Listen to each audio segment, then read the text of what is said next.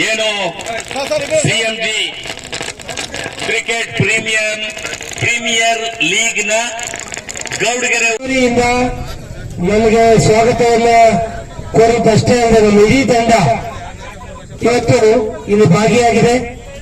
ಕ್ರೀಡೆ ಒಂದು ರೀತಿ ಒಬ್ಬರಿಗೊಬ್ಬರಿಗೆ ಹಂಚಿಕೊಂಡು ಬಾಳು ಮಾಡುವಂತ ಒಂದು ವ್ಯಕ್ತಿತ್ವವನ್ನ ರೂಪಿಸುತ್ತೆ.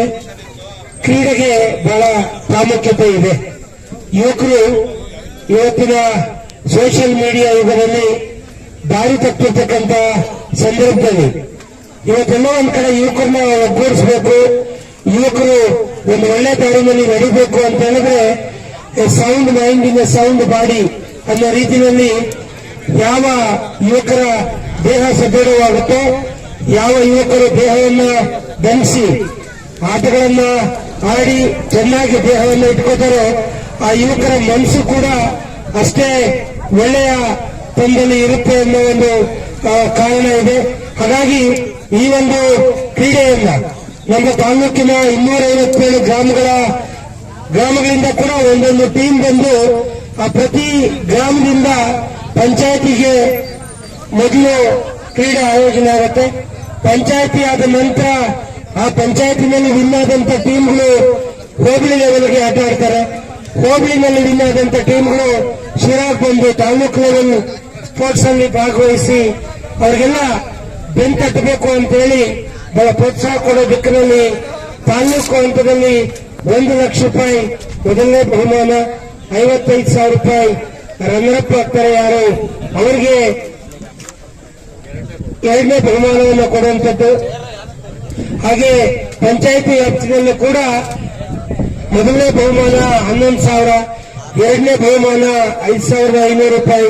ಈ ರೀತಿಯಾಗಿ ಅವರಿಗೆ ಒಂದು ಪ್ರೋತ್ಸಾಹದಾಯಕ ಕಾರ್ಯಕ್ರಮವನ್ನು ಹಾಕೊಂಡು ಮುಂದಿನ ದಿನಗಳಲ್ಲಿ ಯುವಕರು ಒಂದು ತಾಲೂಕಿನ ಅಭಿವೃದ್ಧಿ, ತಮ್ಮ ತಮ್ಮ ಗ್ರಾಮಗಳ ಅಭಿವೃದ್ಧಿ, ತಮ್ಮ ಗ್ರಾಮಗಳಲ್ಲಿ ಒಂದು ಸೌಹಾರ್ದತೆಯಾದಂತಹ ವಾತಾವರಣವನ್ನು ನಿರ್ಮಾಣ ಮಾಡಬೇಕು ಅನ್ನೋ ದೃಷ್ಟಿಯಿಂದ ಇವತ್ತು ಈ ಕಾರ್ಯಕ್ರಮವನ್ನು ಆಯೋಜನೆ ಮಾಡ್ತಾ ಇದ್ದೀವಿ.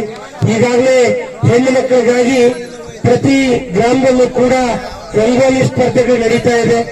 ಈಗಾಗಲೇ ಸುಮಾರು ಒಂದು 100 ಗ್ರಾಮಗಳಲ್ಲಿ ರಂಗೋಲಿ ಸ್ಪರ್ಧೆ ಕಾರ್ಯಕ್ರಮದಲ್ಲಿ ಪ್ರತಿ ಮನೆಯಿಂದ ಕೂಡ ಹೆಣ್ಣು ಮಕ್ಕಳು ಬಹಳ ಉತ್ಸಾಹದಿಂದ ಭಾಗಿಯಾಗ್ತಾ ಇದ್ದಾರೆ. ಅಲ್ಲೂ ಕೂಡ ಬಹುಮಾನಗಳನ್ನ ಗೆಲ್ತಾ ಇದ್ದಾರೆ. ಹಾಗೆ ಮುಂದುವರೆದು ನಮ್ಮ ಬಾಲಕರಿಗಾಗಿ, ಯುವಕರಿಗಾಗಿ ಈ ಕಾರ್ಯಕ್ರಮ ಆಯೋಜನೆ ಮಾಡೋದಾಗ್ತಾ ಇದೆ. ಖಂಡಿತ ಇದರ ಮುಖಾಂತರ ನಾನು ಪ್ರತಿ ಹಳ್ಳಿನಲ್ಲಿರ್ತಕ್ಕಂಥ ಮುಖಂಡರುಗಳನ್ನ ಭೇಟಿ ಆಗ್ತಾ ಇದ್ದೇನೆ. ಅಲ್ಲಿ ಅವರ ಸಮಸ್ಯೆಗಳನ್ನ ಕೇಳ್ತಾ ಇದ್ದೇನೆ. ಆ ಗ್ರಾಮಕ್ಕೆ ಶಾಲೆಯ ವ್ಯವಸ್ಥೆ ಹೇಗಿದೆ, ಗ್ರಾಮದಲ್ಲಿ ಕುಡಿಯುವ ನೀರಿನ ವ್ಯವಸ್ಥೆ ಹೇಗಿದೆ, ಆ ಗ್ರಾಮದಲ್ಲಿ ಆರೋಗ್ಯದ ವ್ಯವಸ್ಥೆ ಹೇಗಿದೆ, ಆ ಗ್ರಾಮದಲ್ಲಿ ಚರಂಡಿಗಳ ವ್ಯವಸ್ಥೆ ಹೇಗಿದೆ, ಈ ರೀತಿಯಾಗಿ ಪ್ರತಿಯೊಂದನ್ನು ಕೂಡ ನೋಡಿ ಅಲ್ಲಿ ಯಾವ ರೀತಿ ಕಾರ್ಯಕ್ರಮಗಳನ್ನ ಮುಂದೆ ನಾವು ಆಯೋಜನೆ ಮಾಡಬೇಕಾಗತ್ತೆ ಅನ್ನೋದನ್ನ ಆಲೋಚನೆ ಮಾಡುವಂತದ್ದಾಗತ್ತೆ. ಕೆಲವು ಸಮಸ್ಯೆಗಳಿಗೆ ಸ್ಥಳದಲ್ಲೇ ಸ್ಪಂದನೆ ಮಾಡುವಂತ ಕೆಲಸವನ್ನು ಕೂಡ ಮಾಡ್ತಾ ಇದ್ದೇನೆ. ಈ ಗ್ರಾಮದಲ್ಲಿ ಕುಡಿಯುವ ನೀರಿಗಾಗಿ ಅವರೇನು ಒಂದು ಬೇಡಿಕೆಯನ್ನು ಇಟ್ಟಿದ್ರು, ಈ ಕಳೆದ ತಿಂಗಳು ಅದನ್ನ ಮಾಡಿ ಕುಡಿಯುವ ನೀರಿಗೆ ವ್ಯವಸ್ಥೆ ಮಾಡಿಕೊಡುವಂತದ್ದಾಗಿದೆ ಮದಕನಹಳ್ಳಿನಲ್ಲಿ.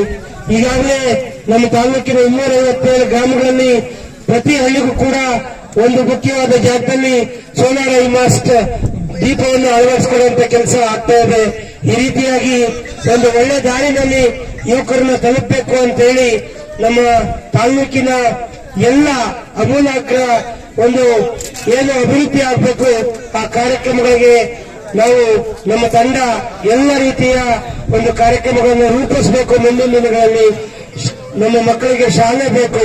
ಹಾಗೆ ಪ್ರತಿ ಊರಿನಲ್ಲೂ ಕೂಡ ಮಕ್ಕಳಿಗೆ ಆಟ ಆಡೋದಕ್ಕೆ ಕನಿಷ್ಠ ಒಂದು 2 ರಿಂದ 5 ಎಕರೆ ಆಟದ ಮೈದಾನವನ್ನ ನಾವು ಕೊಡಬೇಕಾಗುತ್ತೆ, ಒಂದು ಸ್ಟೇಡಿಯಂ ಅನ್ನು ಮಾಡಿಕೊಡ್ಬೇಕಾಗುತ್ತೆ. ನಾನು ಅದನ್ನು ಕೂಡ ನನ್ನ ಭರವಸೆ ಅಂತ ಹೇಳ್ತಾ ಇದ್ದೇನೆ. ಮುಂದಿನ ದಿನಗಳಲ್ಲಿ ಪ್ರತಿ ಗ್ರಾಮದಲ್ಲಿ ಕನಿಷ್ಠ 2 ರಿಂದ 5 ಎಕರೆ ಜಾಗದಲ್ಲಿ ಒಂದೊಂದು ಸ್ಟೇಡಿಯಂ ಅನ್ನು ನಿರ್ಮಾಣ ಮಾಡಿ ಯುವಕರು ಒಳ್ಳೆ ರೀತಿಯಲ್ಲಿ ಆಟಪಾಠಗಳಲ್ಲಿ ಭಾಗವಹಿಸದ ರೀತಿ ಕಾರ್ಯಕ್ರಮವನ್ನ ರೂಪಿಸಲು ಅನ್ನೋ ಮಾತನ್ನ ಹೇಳಿ ಮತ್ತೊಮ್ಮೆ ಈ ಗ್ರಾಮದ ಗೌಡಗೆರೆ ಪಂಚಾಯಿತಿಯ ಎಲ್ಲ ಸ್ನೇಹಿತರು ಕೊಟ್ಟಂತ ಸ್ವಾಗತಕ್ಕೆ ಧನ್ಯವಾದಗಳನ್ನು ಹೇಳಿ ನನ್ನ ಮಾತು ಮುಗಿಸ್ತಿದ್ದೇನೆ.